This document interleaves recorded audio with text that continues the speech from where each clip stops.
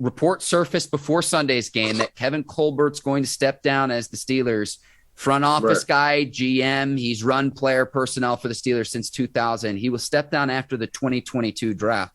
And so I want to start, before we start talking about who could potentially fill the void by Colbert, but I want to first ask you, based on your experiences with the Pittsburgh Steelers, what kind of legacy does Kevin Colbert leave as a front office member with the Pittsburgh Steelers? He's going to the Hall of Fame. I mean, Kevin, for the most part, Kevin Colbert, we're talking about a GM for the Pittsburgh Steelers. He calls me Ikey. You know, Kevin allowed Mr. Rooney and Coach Tomlin, those three allowed me to be in draft meetings. Those three allowed me to be in the room on draft day. Now, when I did have to get out, I had to get out when they had to talk business or possibly cutting my butt or trying to get a corner to replace me. But at the same time, I feel like, man, I'm very fortunate to sit in these draft meetings because of Kevin Colbert. I'm very fortunate to understand and see his system and see how it works. I'm very fortunate to be around a guy who knows football. Kevin Colbert saw my son walk at the age of 6, and he said, your son is going to be a safety. I can tell by his body build. I can tell by the way he walks. Now today, you fast forward, 10 years later, my son is in high school. He's going to be a sophomore next year. My son plays safety.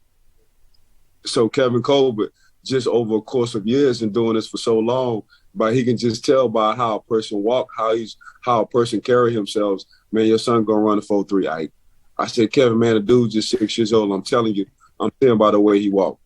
You know what I'm saying? He's gonna be lanky like you. He's gonna be a little bit, when it comes down to stature, he's gonna be a little bit more muscular than you. And man, this man won't lie.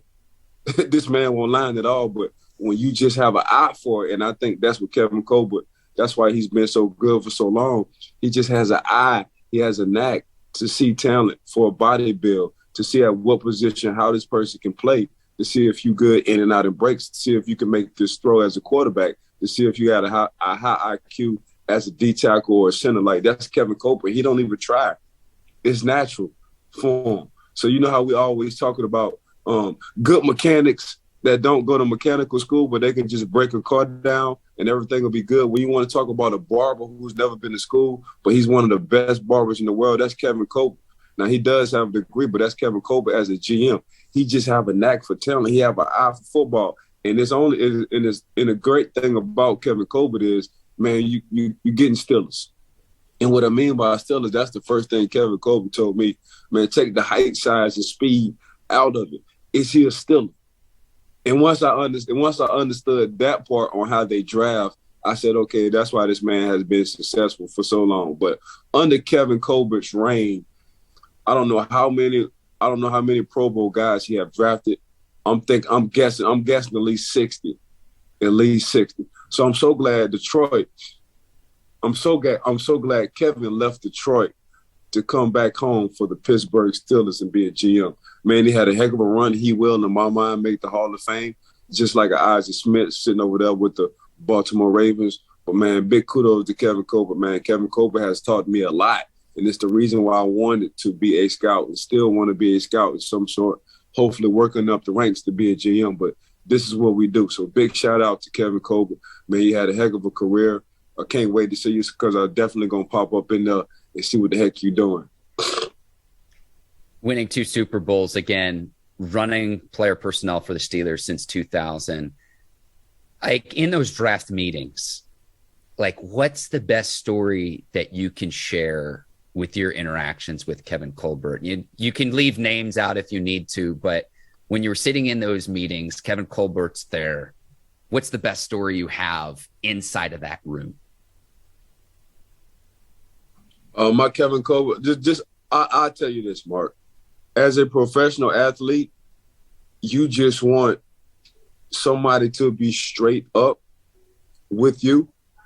And Kevin Colbert, and this is coming from other players, other teammates as well, he just told you how he feel. He didn't sugarcoat. Hey, I just think you don't have it anymore. You know, what you used to do, I don't think you can do it. I think you lost a step. I think you're not moving as you once was, and I'm going to have to try to replace you. That's Kevin Colbert. Now, as an athlete, it hurts. It hurts. And I understand now what they say, man, the truth does hurt. But you're appreciative because the honesty on what Kevin Colbert is telling you. He's not trying to sugarcoat you. So that's why I think there's no love-hate with Kevin Colbert. Guys love Kevin Colbert because he's brutally honest with them. And as a young athlete, as a young man, that's exactly what you want. Regardless on what's going on, regardless on your decision-making, regardless on the business moves you have to make, Kevin Colbert, just be honest with me. And that's what you're going to get every time dealing with Kevin Colbert, the brutal, honest truth.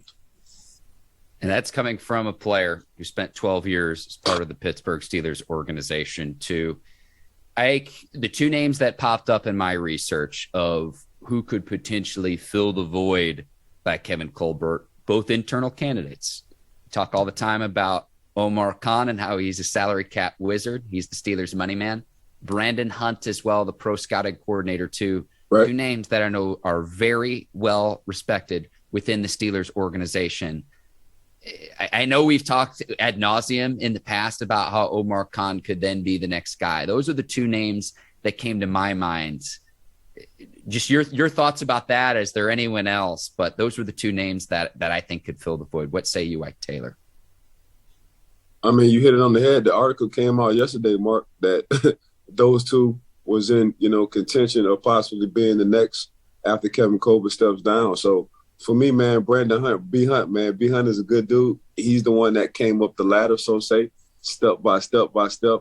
So he understands what it is what the Pittsburgh Steelers are looking for when it comes down to draft picks. So Omar Khan, if I had to pick between one of the two, I'm just gonna rock with Omar Khan, man. Omar Khan been around a long time. He's a little bit older. He understands not only from a financial standpoint from the Pittsburgh Steelers, but the scouting department standpoint just as well. And he's from New Orleans, so I'm gonna be biased when it comes down to Omar. But Omar did have interviews a couple of years ago with the Houston Texans, say before they hired their GM who they have now. So Omar has experience. He's been in talks, and I think this might be the perfect situation for him to land his landing spot. Just stay home, be a Pittsburgh Steelers GM, and go ahead and put me as a regional scout. And Mark, we're gonna have a lot of insight details on who's coming out. We're gonna have a lot of things to talk about on our show. Once Omar Khan gets this GM job, I'm gonna manifest it. I'm gonna talk about it right now. Guarantee. I want to float one other name outside of the Steelers organization. I don't expect this to happen, but a name that I think will surface and should surface. Louis Riddick, the Monday Night Football announcer, right now an analyst for ESPN. What's the connection? He's born in Quakertown, Pennsylvania, went to the University of Pittsburgh as well, played in the NFL from 1991 to 1998. That's another name I just want to put out there where I think it's worth at least a phone call if the Steelers say, okay, we don't want to hire internally. We want to see who else is out there. That's another name. I'm sure more names will surface here in the next several days. Louis Riddick, though, keep your eye on that given the Pittsburgh connection. Yeah, Louis, I think, did Louis go to Pittsburgh? The University of Pittsburgh, yes, sir. I think Louis went to Pittsburgh, so he's homegrown. So, Mark, you hitting it on the head. I don't know what the hell you drank. I don't know what kind of tea, what kind of water. I don't know what kind of alkaline water that is. But, boy, you on fire. I appreciate you, Ike. One last thought about Colbert. I would expect him to resolve the Steelers quarterback situation with it looking like the end of Big Ben's career before he leaves. Remember, be after the 2022 draft for the Steelers to have a concrete plan to figure out who Big Ben's heir is. I don't think he's just going to leave town and say bye and go off into the sunset without a concrete plan in place. So I think that would be Kevin Colbert's parting gift to the Pittsburgh Steelers. No, just a major shout out to Kevin Colbert, a.k.a. The Reaper, because Kevin Colbert in training camp, he didn't say too much. He shook your hand, asked you for your playbook, and he got the first thing smoking, first planes to smoking, so you can leave Pittsburgh, man.